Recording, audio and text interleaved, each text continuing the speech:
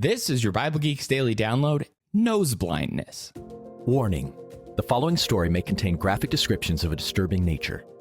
When I was in high school, the room where I took biology was the same room as the anatomy class that met the period before. Midway through the school year, they began studying the skeletal system by, wait for it, boiling the flesh off of deceased cats in slow cookers. One slow cooker and cat per student. You can imagine the intensely putrid smell filling the room.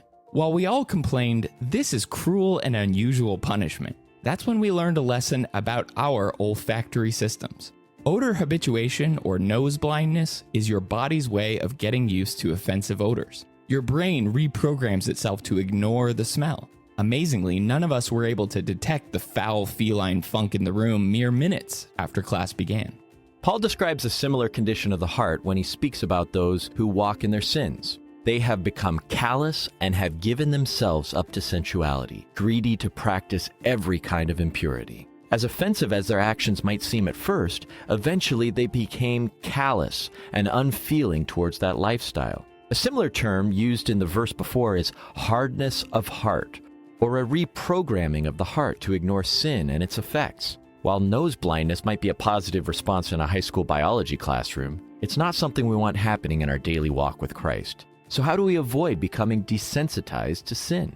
We have to put off our old selves. First, we need to distance ourselves from evil practices. In his letter to the Colossians, Paul lists some of these problematic behaviors we must push aside. But now you must put them all away: anger, wrath, malice, slander, and obscene talk from your mouth. Colossians 3, verse 8. Constant exposure will eventually lead to acceptance and normalization. What evil have you grown callous to in your own heart?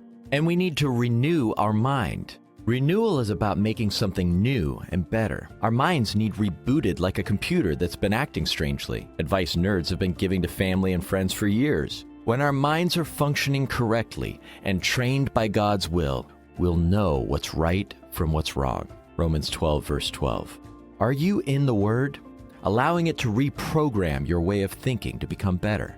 Finally, we must put on the new self. The Creator himself designs this new life to which he calls us. Paul says that this new way of living is characterized by true righteousness and holiness, Ephesians 4, verse 24, implying that we don't get to define it for ourselves. And God has clearly shown us what is right and how to be holy by pointing us to the perfection of Jesus. Are you walking as he walked, speaking as he spoke, and thinking how he thought?